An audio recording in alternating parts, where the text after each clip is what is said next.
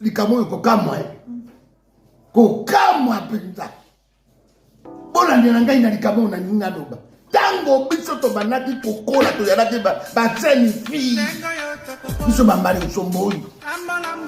soko nazoya na nzela na kati kitoko mwa robi na ngai ya kitoko nazoya na barabara soko na tali na motika na moni bana bali batondani ebele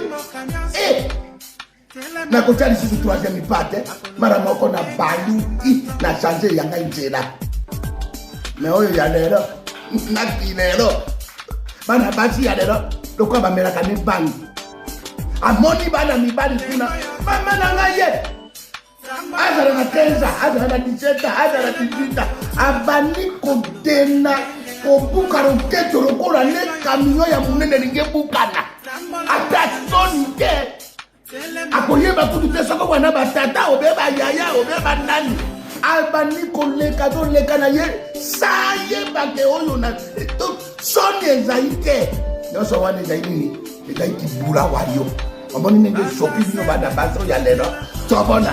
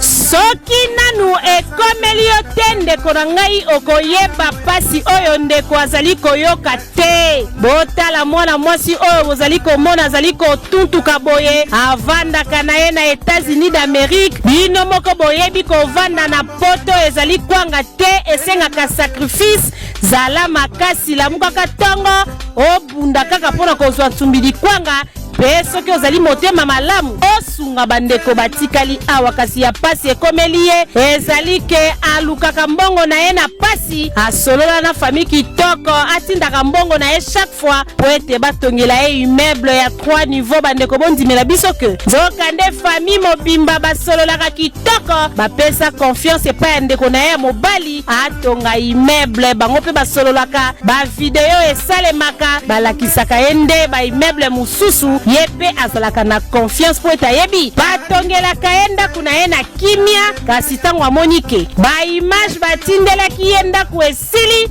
akita na Kinshasa aya kotala ndako antuka esali pasi mpe mawa akuta immeuble oyo inacheve kaka ndenge bozali komona esali ye pasi. Azali koloba pasi na motema kotala sacrifice bambongo atinda po ete ayebi ke ndako esili asepela akumisa mpe nzambe po ete mbongo na ye ya pasi abandaki kotinda mikolo nyonso bamvula ebele. Tala ndenge esuki basilisa ndako te, ndako eza inacheve pasi ya boye boyoka ye.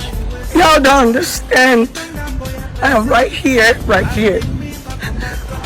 And right here thinking I'm gonna get a house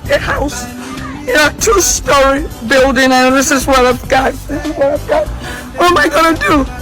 After several 40-some years in America, and I've been saving. Tala! ya boye toyebi te toloba nini soki osungi fami te asungaka fami te mbongo akenda nango poto biso batu topesa ye osunga fami pasi opesa confiance na mutu libanda alingaka bandeko na ye te kaka bakamarade kasi apesi confiance na fami na bandeko na ye tala makambo akutani na yango ezali pasi bino bandeko ya fami ata susi na ndeko na bino ya mwasi te azali kobunda mpona kosunga libota po ete lokumu ya fami emata tala oyo bofuti ye ezali malamu te. En tout cas biso tosengi nzambe asunga mwana mwasi oyo apesa ye kimia ya solo po ete ye kaka nde mopesi kimia mabe makasi. My Lord, oh my God. Oh my God. Maintenant, na komo banga na bino ba congolais la banzela pour dangerer les peuples les plus mauvais de la planète. Pour ba trop dangerer.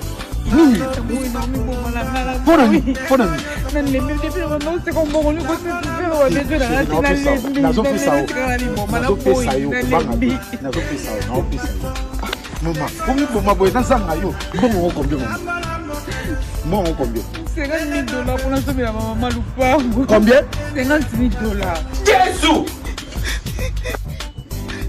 Mais t'as vu bon manayo? Jesus is Lord!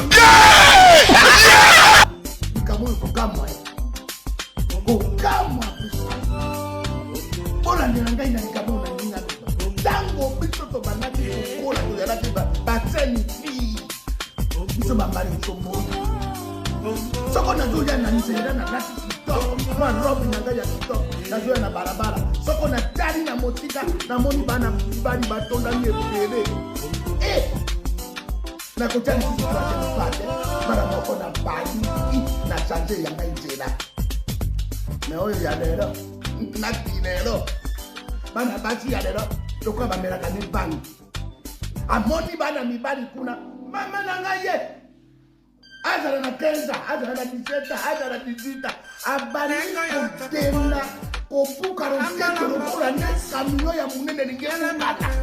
ata sonke akoyeba kutuke soko bana batata obeba yaya obeba nani abali koleka doleka na ye saye bate oyo na sonke zaike nyoso wane zaini zaiki bura wayo amoni nge sopi bino bana baso ya lelo tobona bandeko na nga mibali amuna yokela bino mwa mawa franchement ozwa mwasi malamu na mokili oyo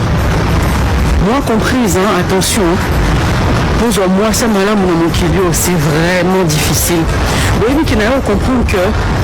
mwasi mosusu ane na problème ya maquillage te ane na problème ya parfum te ane na problème ya kolata te komibongisa te mais ane na problème ya motu raisonner sikoyo ozomona na moto azana na problème ya motu babitumba ebelebele ya mituna nalongango te sikoyo moto abonde bozalaka na ye bolalaka na ye bolamukaka na ye mais c'est terrible bomoni mabe ya mobali emo ezalaka mabe moko superficielle bien que toencourageango te mobali mosusu anani na problème ya kokaba mobali mosusu anani na problème ya hygiène mobali mosusu anani na problème ya bilingalinga ana na maîtrise yango te aza na na surfi na bilingalinga mobulu mwasi sikoyo omona ani na problème wana te me anya na problème akati zwa niveau oza na moto me ana na problème akati donc mwasi aza lokola huître ebombi perle na kati sikoyo perle wana eza perle te me ebombi nde makambo donc wana bandeko ya basi avant mpe ya kofinaka mibali koaccusaka mibali biso moko mpe tozwa temps ya koguérir na bablessure intérieure na biso baparent bapapa bamama tobokola mpe bana bien c'est facile aussi ya koaccusaka kaka mibali mais omona yo mona omwana azana na baproblème psychologique et psychiatrique oyebake likambo ya escroquerie na bareseau sociaux tala moko ya bafako ya bawachi wana yeyo parce que la police ekwei na ye na preuve à l'appui ye aitilisaka baidentité ya mindele ya bato ya mbongo ya bato ya ndenge na ndenge na bareseau sociaux et surtout na Facebook mosala na ye soki azwi rendez-vous na yo okweisami na demande d'ami alingi yo okomi mwasi na mobali na réseaux sociaux shita nsima bokokutana kaka na kokutana wana azali na baprise oyo grand-père atikela ye donc wana erataka ata mokie te donc soki apetu yango direct na nzoto okoisami, c'est-à-dire ye azwaka bato surtout bana basi adroge yo asalisi yo badepense mpe shita nsima leka sopo tout la mwisi ya zaza nde la polise ekangaki ye na preuve ye moko victime abakisaki eloko oyo atindelanga demande na Facebook na compte ya motu mosusu ayebisingaki ya na matadi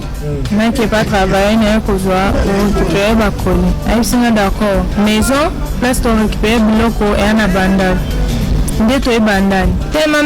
na voyage lelo na bapokwa moyenaki ekuna eza te tovanda nabenga motu aya na biloko na banini na fantanye mpe banomela koli tosombi nguba nga na osala nguba namoni neti quelque chose ebouge secret na ngai abande insiste na mela nayebisa te nayoki neti mwa gu mwa mabe na monoko